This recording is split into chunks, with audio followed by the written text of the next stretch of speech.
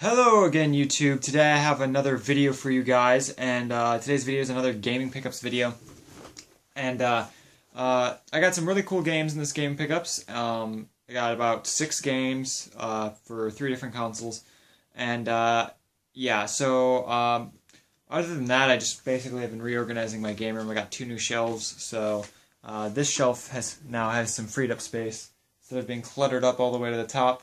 I moved my PS1 games that were right here to a shelf over there, and I moved my Xbox games to a shelf right there, and GameCube games used to be up there as well, and I moved them over to that shelf also since I don't have a lot of those. And then my PSP stuff moved from a shelf over there to a shelf over there, and I started putting my Vita stuff over there as well. So yeah, so I now have 4 shelves that I have games on, so yeah, a lot less cluttered. Now I have a lot more room to expand again, so yeah. But let's get right on into the gaming pickups video. We'll go oldest stuff to newest stuff, and I have 2 PS1 games, and I don't normally get a lot of PS1 stuff, but when I do, yeah, I usually get some pretty good stuff. Both these games are games I had when I was a kid, so I picked them up because I really like them. The first one I got is a game that I played a ton when I was a kid, and I used to love this game so much. I had beat it way back when. I still actually have my copy, but like I said, most of my PS1 games don't have cases anymore because when I was a kid I threw them out because they broke easily and stuff, and I just didn't take good care of my games back then. But so I picked up Cool Borders 4, and it did come complete with the disc and manual. I love this game. Basically, if you played Tony Hawk, it's a very similar style of game as that, except it's, snowboarding. And this is one of my favorite snowboarding games, and you can create your own character, create your own board. Just a lot of really cool stuff that you can do in this game. A lot of levels. There's a bunch of cool hidden characters, like you can play as a snowman. It's just really, really fun. I highly recommend it. You can also play as an alien, which is really fun too.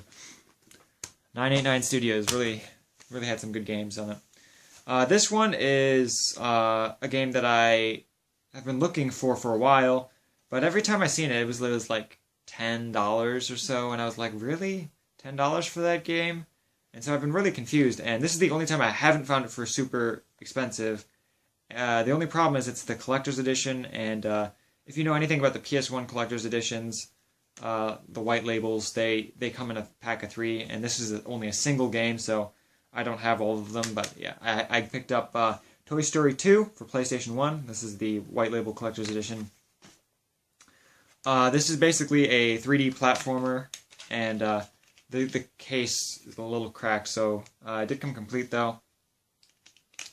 But yeah, this game is really fun. I beat this back when I was a kid too. Really hard game. But this is probably one of my favorite 3D platformers. You play as Buzz Lightyear. You have 2 attacks. You have a laser attack, and you have basically like a tornado spin kind of deal. And you basically go through each level, pick up missions from random characters, and you do those missions to unlock, and you get coins and stuff to unlock to move on to the next area, and basically progress through the story of Toy Story 2. Really fun game. If you've never played it, really recommend it. I think this is also on N64. I'm not 100% sure, so don't quote me on that, but I've always played it. I actually lost my copy when I was a kid, so I'm really happy to have this back. Next, we'll move on to PS3, because that's the next oldest one I have. This is a game that I've been looking to get for a while now. Just recently dropped in price, so I decided to pick it up. And I picked up the White Knight Chronicles International Edition. This is a JRPG made by, published by Sony Computer Entertainment. And so it's an exclusive, and it has that really sweet back artwork to this. I love when they do that. And basically, yeah, it's an action JRPG, I think. And I've really been looking into this because you don't really see that often.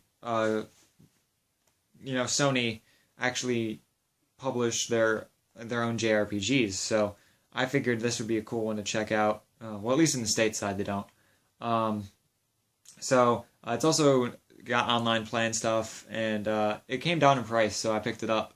And I can't wait to play this, and I'm probably going to end up picking up White Knight Chronicles 2.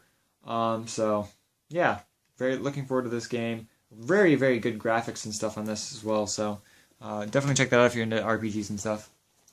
Next, I have PS Vita games, and I have 3 PS Vita games, and I am really loving my Vita, guys. I know I said that last video as well, but I think that's what I like about some handheld consoles a lot, is the handheld consoles that I really seem to be drawn to are handheld consoles that were based off of home consoles that emulate the home console feeling, rather than having pick up and play games. Like the Game Boy has a lot of pick up and play games. Game Boy Advance Game Boy Advance was a little bit better. But that's why it's my third favorite. But like the PSP, the Vita, they all like emulate the home console experience really well, and the Game Gear does as well. But yeah, so I picked up some PS Vita games, and the first one I got, PlayStation All-Stars Battle Royale. I already have this for PS3, but I wanted the physical copy of the Vita version, and it did come complete with the online pass and the cartridge. Really awesome game. If you've never played it, it's a pretty big ripoff of Super Smash Bros.